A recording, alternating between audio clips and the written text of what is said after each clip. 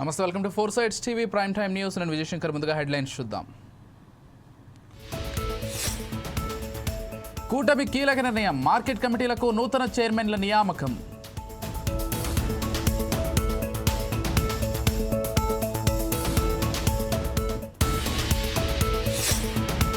రాహుల్ గాంధీకి హరీష్ రావు బహిరంగ లేఖ, రేవంత్ నాయకత్వంలో వికృత పాలన నడుస్తోందని ఆగ్రహం.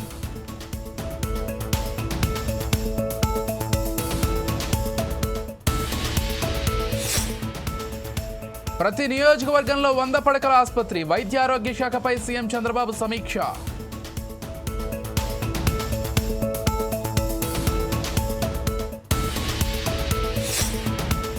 ధాన్యం కొనుగోళ్లలో దళారులకు చోటు లేదు, రైతులకు 24 గంటల్లోనే నగదు చెల్లిస్తామన్న మంత్రి నాదెండ్ల.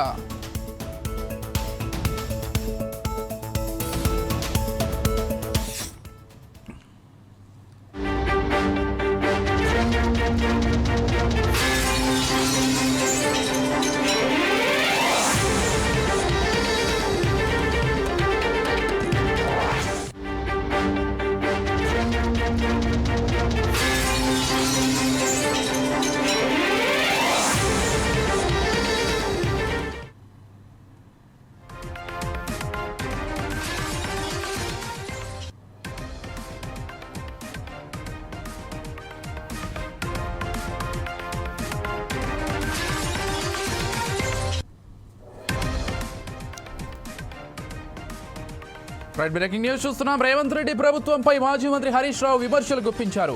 ఈ సందర్భంగా రేవంత్ పాలనా ప్రవర్తనపై కాంగ్రెస్ అగ్రనేతకు రాహుల్ గాంధీకి హరీష్ రావు బహిరంగ లేఖ రాశారు. రేవంత్ రెడ్డి నాయకత్వంలో చేస్తున్న పనుల గురించి తనకు చాలా ఆందోళనగా ఉందని, మీరు చెప్పే సూత్రాలకు వారంతా విరుద్ధంగా పనిచేస్తున్నారని లేఖలో పేర్కొన్నారు. మీరు రాజ్యాంగాన్ని కాపాడాలని చెబుతారు, కానీ ఇక్కడ మీ పార్టీ ముఖ్యమంత్రి దాన్ని పట్టించుకోవడం లేదని అన్నారు.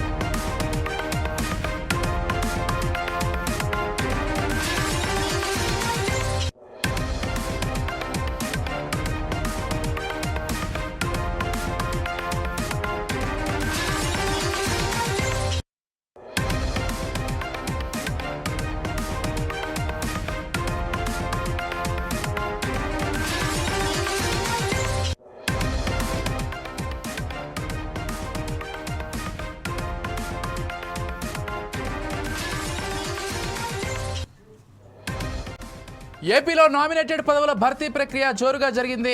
రాష్ట్ర వ్యాప్తంగా 38 మార్కెట్ కమిటీలకు నూతన చైర్మన్లను నియమిస్తూ గెజిట్ విడుదల చేసింది. ఇందులో తెలుగుదేశం పార్టీకి చెందిన 31 మంది నేతలకు, జనసేనకు చెందిన 6గురికి, బీజేపీ తరఫున 1రికి అవకాశం ఇచ్చారు.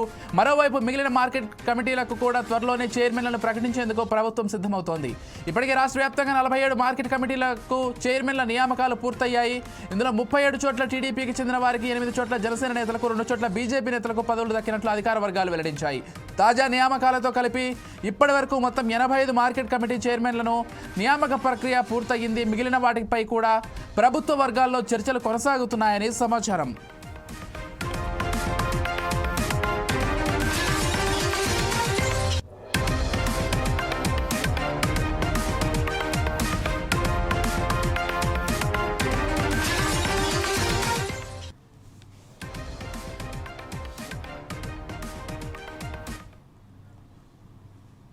ఇక మరిన్ని అప్డేట్స్ చూసుకున్నట్లయితే ప్రతి నియోజకవర్గంలో 100 పడకల ఆసుపత్రి ఏర్పాటుకు కార్యాచరణ ప్రారంభించాలని సీఎం చంద్రబాబు అధికారులను ఆదేశించారు.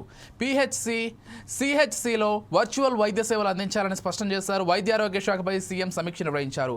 రాష్ట్రంలో కొత్తగా 13 డి అడిక్షన్ సెంటర్లు ఏర్పాటు చేయాలని సూచించారు. అమరావతిలో మెగా గ్లోబల్ మెడిసిటీ ప్రాజెక్టు ఏర్పాటుకు చర్యలు తీసుకోవాలని దిశానిర్దేశం చేశారు.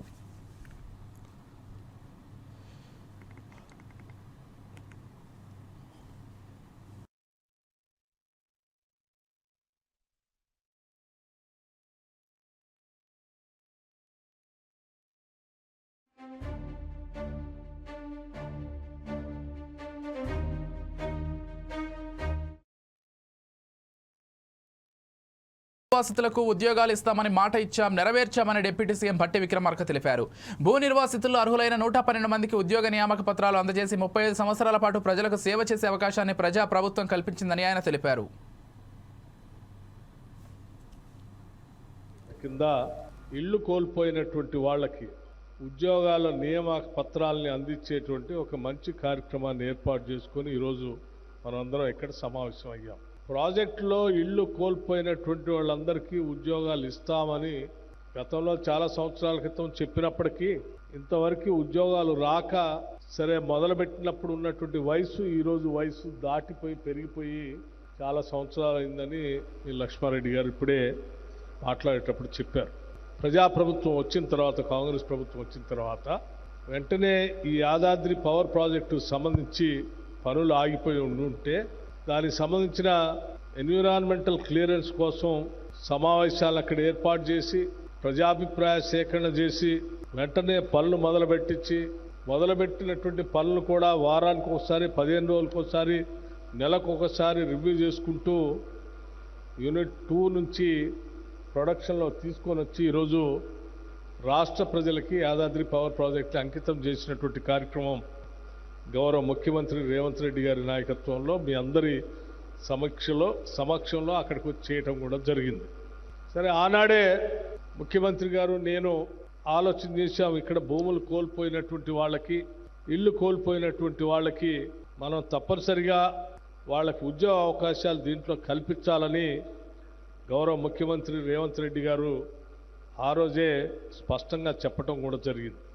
ఆ రోజు నుంచి ఈనాటి వరకు మీకు సంబంధించిన పూర్తి సమగ్రమైనటువంటి సమాచారం తెప్పించి ఆ సమాచారం ద్వారా మీకు ఎలిజిబిలిటీ ఉన్నటువంటి 112 మందికి ఈరోజు అర్హత ఉన్నటువంటి వాళ్ళందరికీ కూడా నియామక పత్రాలు అందిస్తూ ఉన్నాం. ఆర్థిక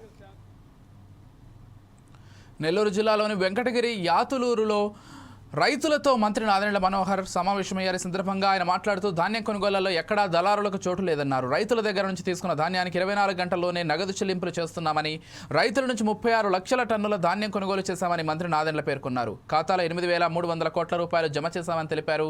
తిరుపతి జిల్లాలోనే 74,000 టన్నులు సేకరించామని, ఖరీఫ్లోనూ మరో 56,000 టన్నులు కొనుగోలు చేస్తామన్నారు. ఈ కేవైసీ నమోదు కార్యక్రమం ప్రారంభించామన్నారు. నియోజకవర్గంలో పెద్దలు మండల బుద్ధప్రసాద్ గారితో రైతులు ఏ విధంగా ధాన్యాన్ని పండించిన తర్వాత ఎక్కడైతే కొన్ని మిల్లర్లు కొనుగోలు ప్రక్రియ పూర్తి స్థాయిలో చేయలేకపోతున్నారో ఆ సమస్యలు వాళ్ళతో వినడానికి, అదేవిధంగా ప్రభుత్వం నుంచి మేము కల్పించిన వెసులుబాటు కొన్ని సంస్కరణల గురించి రైతులతో కూడా మాట్లాడడం జరిగింది. రహదారి వెంబడ ఎక్కడైతే రాసులు ఉన్నాయో వాళ్ళందరికీ కూడా మేము భరోసా ఇచ్చాం. సాయంత్రం లోపు ప్రతి బస్తా, ప్రతి గింజ కొనే బాధ్యత ప్రభుత్వం తీసుకుంటుంది. ఖచ్చితంగా 1725 లేదా 1740 రూపాయల చొప్పున కొనుగోలు చేసి ఒక్కరోజు లోపే 24 గంటల లోపే మీరు మిల్లర్లకు అందించిన 24 గంటల లోపే ప్రభుత్వం నుంచి మీ ఖాతాలోకి డబ్బులు జమ అయ్యే విధంగా రాష్ట్ర వ్యాప్తంగా అద్భుతమైన ప్రక్రియ జరుగుతోంది. నిజంగా మనం అభినందించాలి గౌరవ ముఖ్యమంత్రి గారు చంద్రబాబు నాయుడు గారిని, అదేవిధంగా ఉప ముఖ్యమంత్రి గారు పవన్ కళ్యాణ్ గారికి వాళ్ళు ఇచ్చిన సపోర్ట్కి. ఎందుకంటే ఈ రోజు వరకు 2100 కోట్ల రూపాయలు ధాన్యం కొనుగోలు చేశాం. అందులో సుమారు 2050 కోట్లు ఒకే రోజులో డబ్బులు పడిపోయినాయి రైతుల ఖాతాలోకి. ఆ విధంగా కష్టపడి పనిచేస్తున్నాం. అవనిగడ్డ నియోజకవర్గం గురించి బుద్ధప్రసాద్ గారు చెప్తారు. నిన్న ఈ రోజు వరకు అవనిగడ్డ నియోజకవర్గంలో సుమారు 25,89,00,000 రూపాయలు రైతుల ఖాతాల్లోకి డబ్బులు జమ అయినాయి.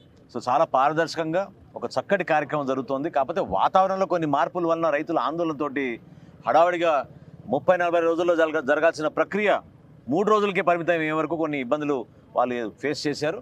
ఖచ్చితంగా మేము గోతాల విషయంలో కానివ్వండి, ట్రాన్స్పోర్ట్ విషయంలో కానివ్వండి, వాళ్ళకి అందించాల్సిన కనీస మద్దతు ధర విషయంలో కానివ్వండి, అదేవిధంగా ఈ జిల్లాలో ప్రత్యేకంగా ఈ ప్రాంతంలో నంబర్ల గురించి కొంచెం ఇబ్బంది ఉంది. 1262 ఆ నంబర్ గురించి కొంచెం ఇబ్బంది ఉంది. ఈరోజు ఉదయమే మేము రాష్ట్ర వ్యాప్తంగా మనం అధికారులందరూ కూడా ఈరోజు టెలికాన్ఫరెన్స్ పెట్టి ఇక్కడ ప్రత్యేకంగా ఈ జిల్లాలో ఉన్న రైస్ మిల్లర్స్ తోటి మాట్లాడాం. తెలంగాణ భవన్లో ఆర్ఎస్ ప్రవీణ్ కుమార్ కీలక వ్యాఖ్యలు చేశారు. రాష్ట్రంలో పోలీసులు ప్రతిపక్షాలపైనే దృష్టి సారిస్తున్నారని ఆరోపించారు. ఈరోజు ఉదయం సాధారణ దుస్తులతో తెలంగాణ భవన్కు పోలీసులు వచ్చారని, ఎందుకు వచ్చారని ప్రశ్నించగా దిలీప్ కొనతం, మన్నే కృషాంక్ల కోసం నోటీసులు ఇచ్చేందుకు వచ్చామని తెలిపారు. రాష్ట్రంలో కాంగ్రెస్ ప్రభుత్వం అధికారంలోకి వచ్చిన తర్వాత సీఎం రేవంత్ రెడ్డి అక్రమ కేసులు బనాయిస్తున్నారని విమర్శించారు. తెలంగాణలో 1,00,000 మంది పోలీసులు ఉన్నా మహిళలకు రక్షణ లేకుండా పోయిందని ఆందోళన వ్యక్తం చేశారు. మన మహిళల రక్షణకు సంబంధించిన విషయం, మన బిడ్డలకు సంబంధించిన విషయం, కుటుంబాల రక్షణకు సంబంధించిన విషయం. మహిళలు ఏం చేస్తున్నారు? ఇప్పుడు పోలీసు వాళ్ళు ఏం చేస్తున్నారు? పోలీసు వాళ్ళు బీఆర్ఎస్ పార్టీ నాయకుల మీద కేసులు పెట్టడంలో బిజీగా ఉన్నారు. ఒకటే రోజు 16 కేసులు పెట్టిండ్రు, అక్రమ కేసులు. కాంగ్రెస్ ఈ రాష్ట్రానికి పట్టిన చీడ అంటే కేసు, రేవంత్ రెడ్డి డౌన్ అంటే కేసు, కేసీఆర్ జిందాబాద్ అంటే కేసు, కేటీఆర్ జిందాబాద్ అంటే కేసు, రైతులకు రుణమాఫీ రాలేదంటే కేసు, మహిళలకు పావుల వడ్డీ రుణాలు రాలేదంటే కేసు, మహిళలకు 2,500 రూపాయల డబ్బులు ఇస్తా అంటే ఎక్కడ పోయిందంటే కేసు, కళ్యాణ లక్ష్మిలో తులం బంగారం ఎక్కడ పోయిందంటే కేసు, స్కూటీలు ఇవ్వలేదంటే కేసు, ప్రతి దానికి కూడా కేసు.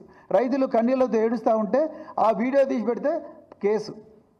ఇన్ని కేసులు పెట్టి ఇవాళ పొద్దున మేము తెలంగాణ వాళ్ళు ఎంటర్ కాగానే పోలీసులు ఉన్నారు, మఫ్టీ పోలీసులు. అసలు పోలీసులు చేయాల్సింది ఏంది?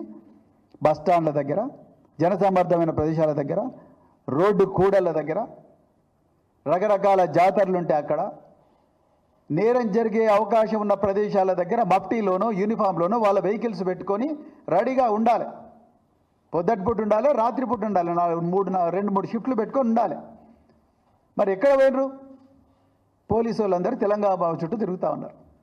ఇక పోలీసులే లంచం తీసుకుంటూ సంగారెడ్డి జిల్లా పటాన్ చెరుకు చెందిన ఇరిగేషన్ ఏఈ రవికుమార్ ఏసీబీకి పట్టుబడ్డాడు. ఓ భూమికి సంబంధించి ఎన్ఓసీ ఇచ్చేందుకు 7 లక్షల రూపాయల లంచం డిమాండ్ చేశాడు. ₹1,00,000 లంచం తీసుకుంటుండగా ఏసీబీ అధికారులకు రెడ్ హ్యాండెడ్గా పట్టుబడ్డాడు. అధికారులు అతడి వద్ద నుంచి నగదు స్వాధీనం చేసుకుని కేసు నమోదు చేశారు.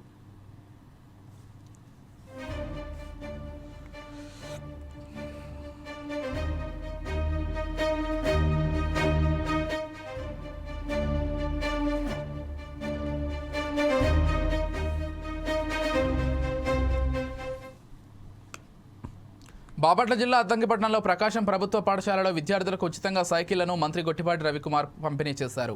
అసిస్ట్ సంస్థ సహకారంతో 309 మంది విద్యార్థినులకు కొత్త సైకిళ్లు మంత్రి అందజేశారు. ఈ పథకం ద్వారా విద్యార్థుల తల్లుల ఖాతాల్లో 15,000 జమ చేస్తామని ఆయన తెలిపారు. రాష్ట్రంలో పాఠశాలల అభివృద్ధి కోసం మంత్రి లోకేష్ బాధ్యత తీసుకున్నారని, ఏపీలో పాఠశాల విద్యను దేశంలోనే నెంబర్ 1గా తీర్చిదిద్దుతారని హామీ ఇచ్చారు. వచ్చే విద్యా సంవత్సరం నుంచి తల్లికి వందనం పథకాన్ని అమలు చేస్తామని చెప్పారు.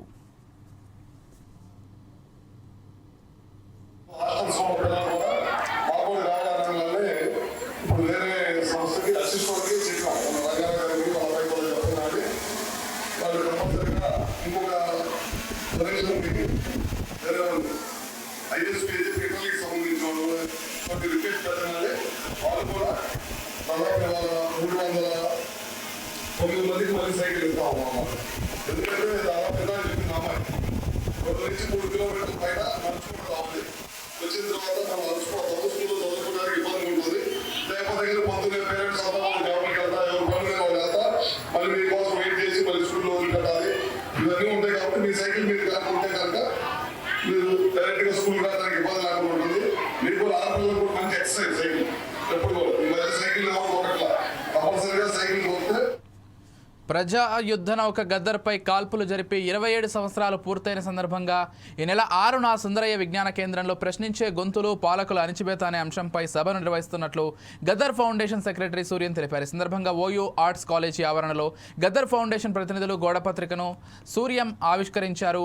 ప్రజా సమస్యలపై నిరంతరం పోరాడిన గద్దర్పై అప్పటి రాష్ట్ర ప్రభుత్వం నిరంకుశంగా కాల్పులు జరిపిన ప్రాణాలతో బయటపడడం జరిగిందని ఆయన అన్నారు. అప్పటి నుంచి ప్రతి సంవత్సరం గద్దర్ తనపై కాల్పులు జరిగిన ఏప్రిల్ 6న పాటపై తూట అనే కార్యక్రమాన్ని నిర్వహించేవారని, దానికి కొనసాగింపుగా ఇప్పుడు గద్దర్ ఫౌండేషన్ ఆధ్వర్యంలో ప్రశ్నించే గొంతులు పాలకుల అణచివేత అనే కార్యక్రమాన్ని నిర్వహించడం జరుగుతుందన్నారు. ఈ కార్యక్రమంలో విద్యార్థులు, మేధావులు, కవులు, కళాకారులు పెద్ద ఎత్తున హాజరై విజయవంతం చేయాలని పిలుపునిచ్చారు.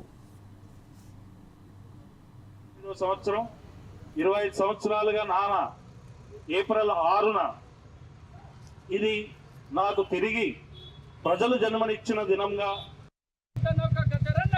జోహార్ జోహార్ జోహార్ జోహార్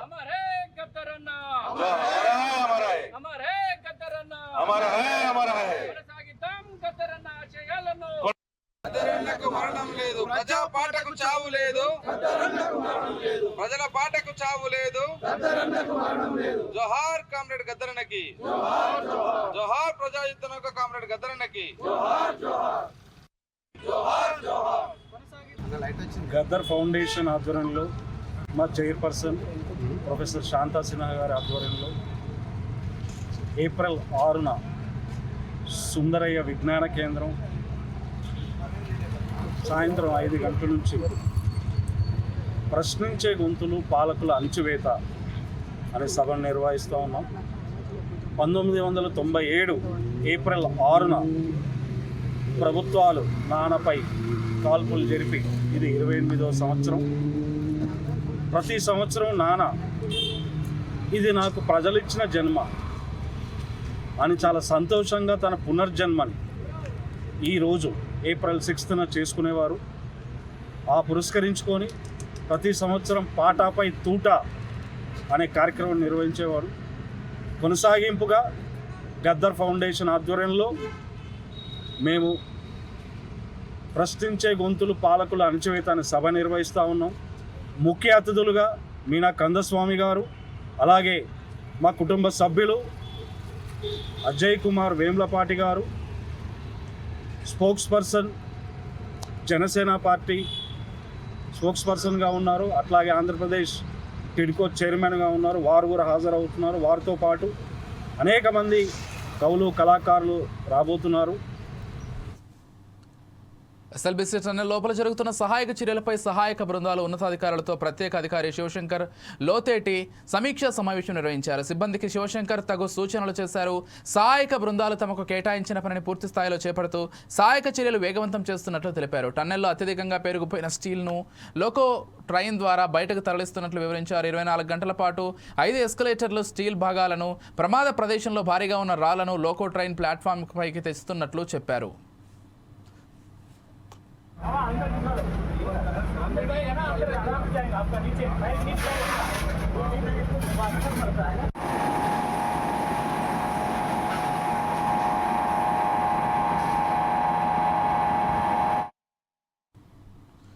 అనకాపల్లి జిల్లా పాయకరావుపేట స్థానిక మండల పరిషత్ కార్యాలయంలో రాష్ట్ర ప్రభుత్వం ప్రకటించిన స్వయం ఉపాధి పథకం ద్వారా లబ్ధిదారులకు రుణాలు అందించే ప్రక్రియలో భాగంగా బ్యాంక్ అధికారులు లబ్ధిదారుల నుండి దరఖాస్తులు స్వీకరించారు. ఈ దరఖాస్తుల స్వీకరణ సోమవారం, మంగళవారంలో కూడా జరుగుతుందని మండల పరిషత్ అభివృద్ధి అధికారి అంపిళ్లి జయప్రకాష్ రావు తెలిపారు.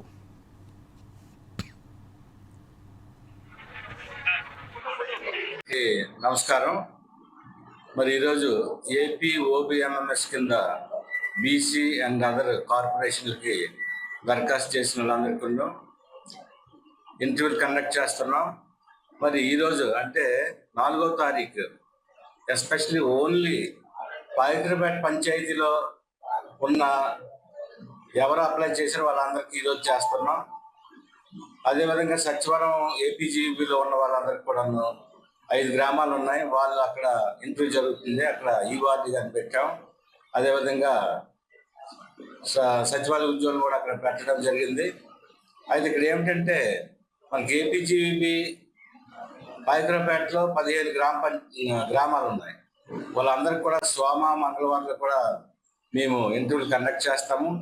మరి ఈరోజు మరి పాయకరావుపేట పంచాయతీలో ఎవరెవరు ఒకవేళ ఇన్ఫర్మేషన్ అందకపోయినా కూడాను సోమవారం, మంగళవారం కూడా మేము ఇంటర్వ్యూలు జరుపుతాము. ఎవరు కూడాను మీరు ఈరోజు అయిపోయింది రాకపోతే రాదని అనుకోకండి. మీరు ఎప్పుడు కూడా మంగళవారము, సోమవారం వచ్చినా కూడా మీకు ఇంటర్వ్యూలు జరిపి ఆ యొక్క అప్లికేషన్స్ అన్ని కూడా బ్యాంకులకి పుష్ చేయడం జరుగుతుంది. ఆ యొక్క వైబిలిటీని బట్టి అదేవిధంగా ఎలిజిబిలిటీని బట్టి బ్యాంకర్స్ మాకు ఇన్ఫర్మేషన్ ఇచ్చి మరి గవర్నమెంట్ తెలియజేయమంటారు కాబట్టి ఆ విషయాలన్నీ మేము చూస్తాము. మరి మన మండలానికి బీసీకి 74, ఇతర కార్పొరేషన్లకి మిగిలినవన్నీ మొత్తం 101 వచ్చాయి. బ్రాహ్మణ్ కార్పొరేషన్ 1, బ్రాహ్మణ్ కార్పొరేషన్ 2, ఈబీసీకి 2, BC corporation 74, Kamma corporation 1, Kshatriya corporation 1, Reddy corporation 2, వైశ్యకి 1, వెరసి 101 వచ్చాయి మొత్తం. మరి ఇవన్నీ కూడా డిఫరెంట్ యూనిట్స్ ఉన్నాయి. 2 లక్షల లోపు, 3 లక్షలు, 5 లక్షలు అనే 3 రకాలైన స్లాబ్స్ ఉన్నాయి.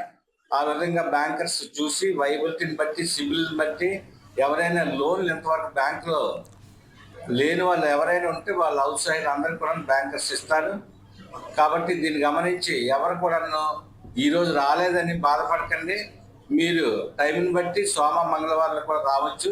ఇది నేను చెప్తున్నాను. అందరికీ